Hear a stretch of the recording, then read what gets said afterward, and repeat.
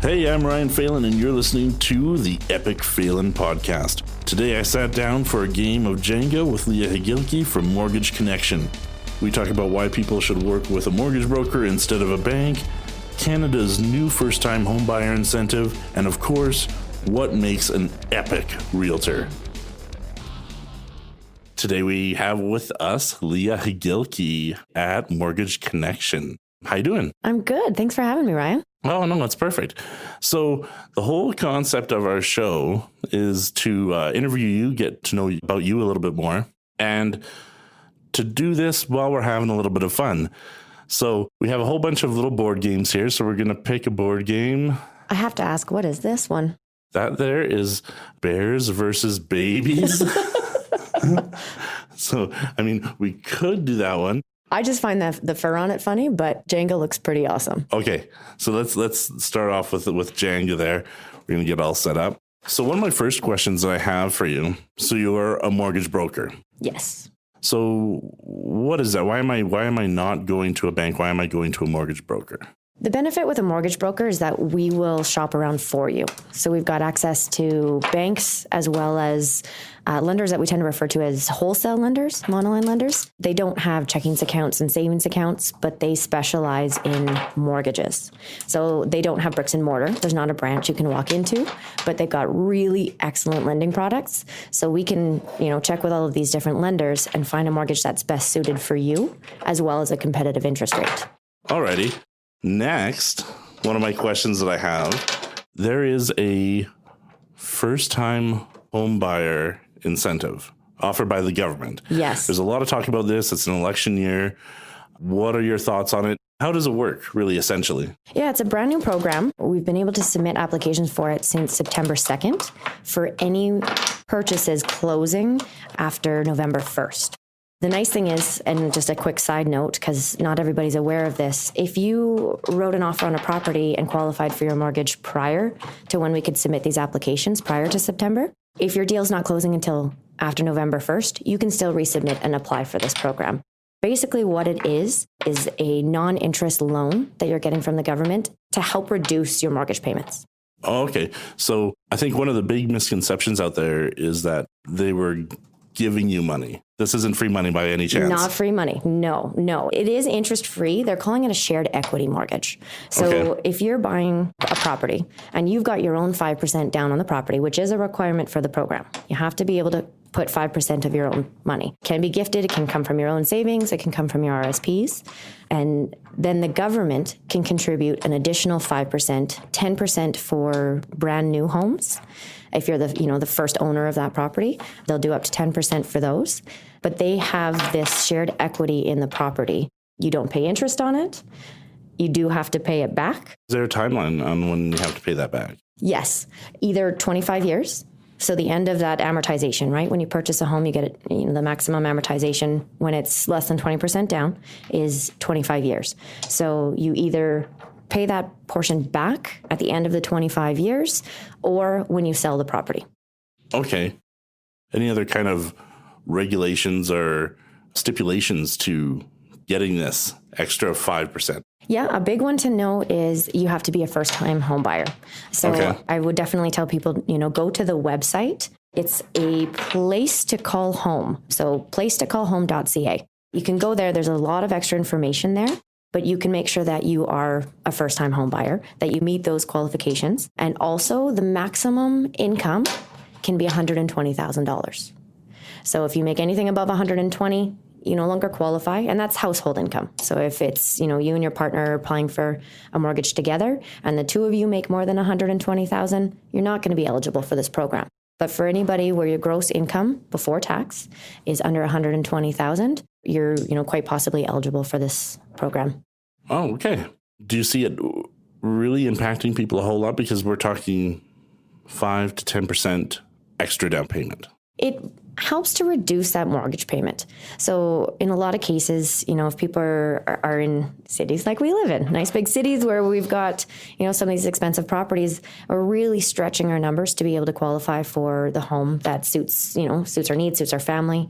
This helps to reduce those monthly payments. So it's more money that you could potentially put into your safety net. It's more money you could put towards your kids' education, towards fixing the brakes on the car. So a lot of people may find it quite valuable. Okay. So while we're on the topic of first-time home buyers, what are some things you want to look at as a first-time home buyer? Like, as a first-time home buyer, I might say that I don't think that I have enough down payment, or maybe my credit is shoddy.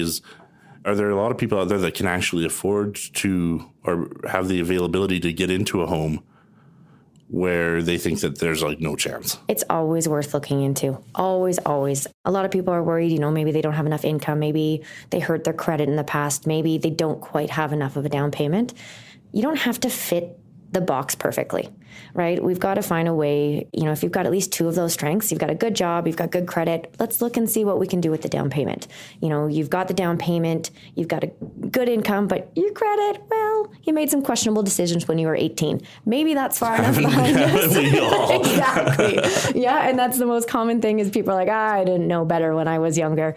Well, do you know what? Let's see if you've reestablished it. If it still needs some work, your mortgage broker, mortgage specialist can provide advice on how to improve your credit. You can reach out to Equifax as well. That's one of the credit companies in Canada, Equifax and TransUnion, and look into your credit, look how it is.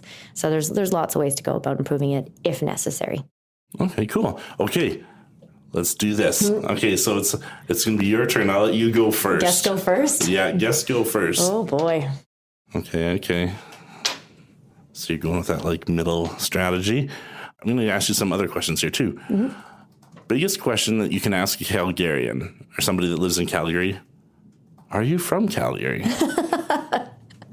I am not from Calgary. And I used to count how many people answered and said yes, because it took a couple years of living here before someone actually told me they were born and raised. I am from Thunder Bay, Ontario. From Thunder Bay. Thunder Bay. Mm-hmm. Right Better on. Believe it. And so what brought you out to Calgary? Stampede. The Stamp, really? I came out when I was silly and 18 and racked my first credit card, having a great time at Stampede. Yeah, I came back after that, thought it was a great city and loved everything about it, how it was growing so fast and had a great energy. Oh, right on. And what got you into mortgages? My brother's been a mortgage broker for a lot longer than I have. On my turn. Let's see. He was a mortgage broker first. How do the rules work on Jenga? I know about mortgages, but how do the rules work on Jenga? Can I switch my mind, change my mind? You can change your mind. I'll be forgiving. Okay, yeah. Appreciate that. My brother was a mortgage broker first. He actually is one of the owners of Mortgage Connection, the brokerage that I work for now. Oh, okay. And he told me that I would love it. And so I was stubborn for a little bit because my big brother and I didn't want to listen. And then I finally decided to give it a shot and I love it. It's a great job. How many years have you been doing this now? 7. 7. So yeah, obviously you love it. Yeah. It's flown by quite quickly, actually. Right on. Yeah. What are some of your favorite things about Calgary? Let's start off with your favorite community. Favorite community? I still have a soft spot for Inglewood. I really enjoy that place, but I got to walk through that neighborhood with my Mastiff years ago, and a lot of the store owners let me come in with my dog. So it's forever going to be one of my faves. Okay. That one's getting tricky. Okay, here we go. Okay, I'm sweating bullets now. Favorite restaurant in Calgary? Is it called Nico's in Kensington? Nico's in Kensington. Is that the one, Nico's? It's an Italian restaurant. Yep. Yes, the owner is just amazing. Doesn't like to see an empty glass of wine, and he's great to make recommendations. The food's also amazing, really, really good.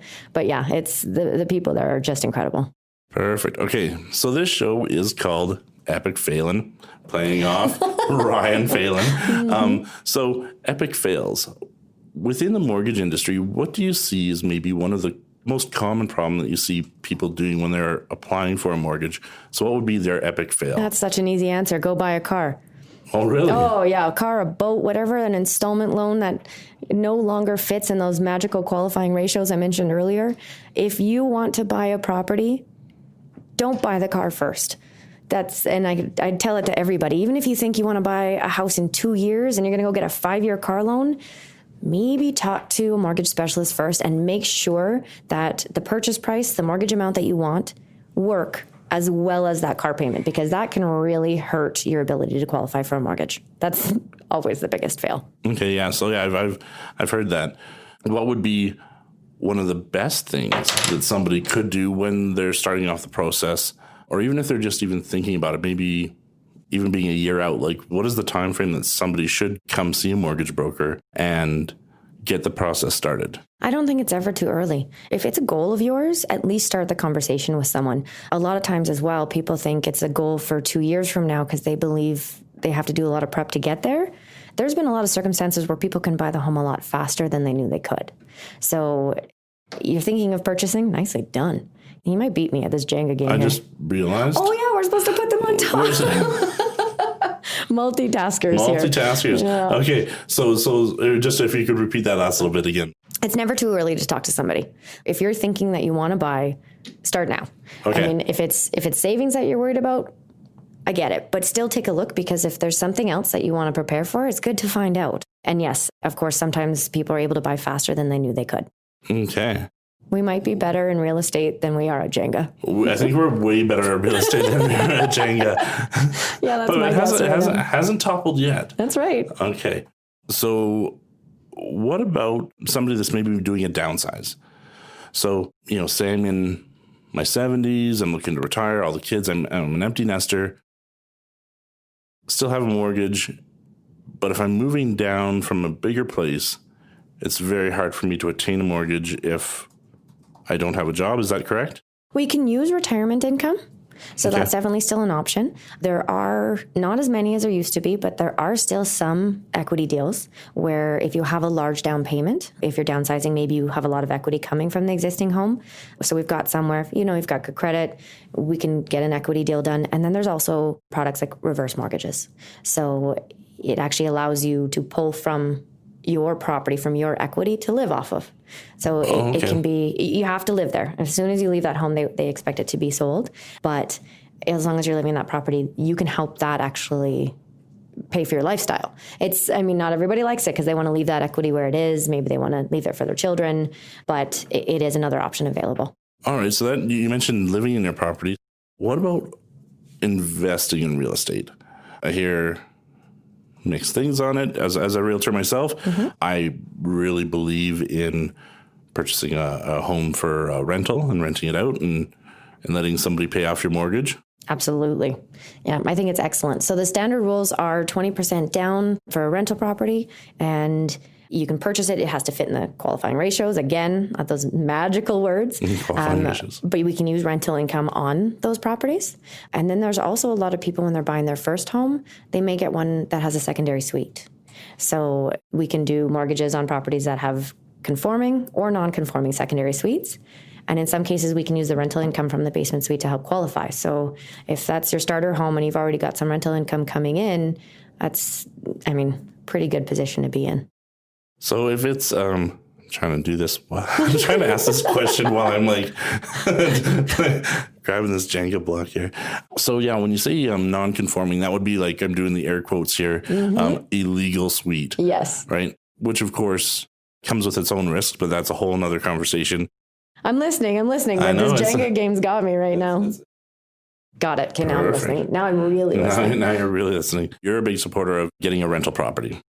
Absolutely. Yep. I think it's excellent. Long-term game is what I hear most common, right? When I see some of the investors that we work with that have rental portfolios and they've been very successful at it, they're not rushing.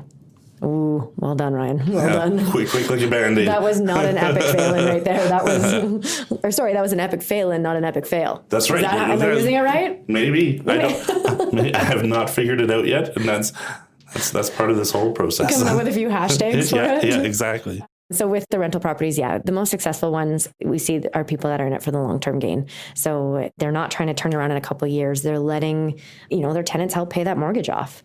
And maybe, the property appreciates over time as well. Make sure you've got some cash flow because you want to be able to either have a fallback safety net for any repairs on the property.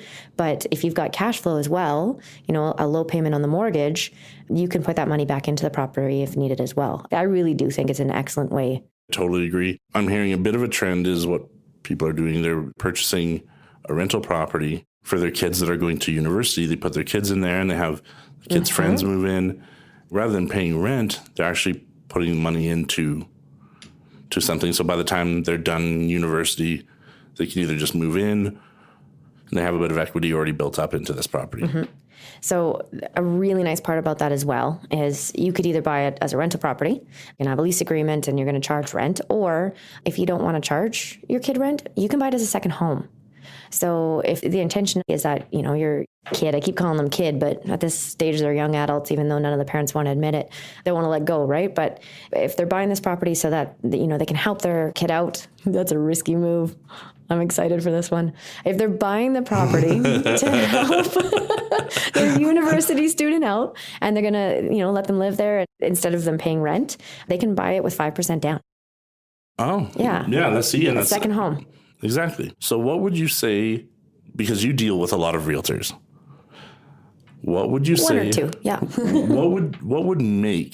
What are some of the key characteristics that make an epic realtor? An epic realtor? Oh, Yeah. Do you know what? It's what makes the clients happy. Keeping your clients informed and giving them all the information they're looking for, but it's also that personability. It's someone you can relate to. You're going to be spending a lot of time with your realtor looking at your future home, looking for your future home. So I think you find somebody that you enjoy working with, and, someone that you can have fun with in the process, but also is capable of giving you the information you need. Perfect. Do we yell Jenga? Jenga. Okay, so this show is Epic Phelan. I am obviously in this episode Epic Phelan, and you're the grand champion of Jenga. Oh, I love it. I also need to mention that this is a Transformers Jenga game right now too. That's awesome. Little insight. Who's your favorite Transformer? I'm waiting for someone to mouth the name of a Transformer to me right now. Somebody help me answer this question. Is there someone on here? Is there somebody on the box? Is there oh no. I hope my boyfriend's not listening. He'd be so disappointed in this. He's going to be like, Epic Phelan. Epic Phelan. How didn't you know? I've always liked Bumblebee. Oh, I do know that one. See? We just bought that suitcase for my son. He's got a Bumblebee suitcase. Oh, that is cute. Darn it. Yeah. I had an answer. Yeah. Tip of my tongue. Well, right on, Leah. Is there anything that you would like to share? Anything that you would like to promote for your business? Oh, you know what? Promotion? Give me a shout anytime you have any mortgage questions. I'm always very happy to help. Okay. That absolutely. And never be afraid to start with the pre-approval. What's the worst case? You're sitting where you are right now if you don't get it done, and you can always take something away from it if you don't qualify now on how to be able to qualify in the future. All right. Well, thank you very much, Leah. And you know what? I would love to have you back. Maybe bring you back in a few weeks, and then we'll go from there. That'd be wonderful. Thank you. All right on. Well, high five. Trying to do this over the mics. This is so awkward. Yeah, it's not used to having a microphone right in front, right? It's a little bit of work. Well, right on. I am definitely going to want a rematch. And thanks again. Awesome. Thanks for having me, Ryan. Thanks again for listening to Epic Phelan. If you like what you hear, be sure to subscribe, give me a 5-star rating on Apple Podcasts, follow me on Facebook, Instagram, and Twitter at RealRyanPhelan, and visit my website at www.thecalgaryrealestateguy.com. Until next time, stay epic.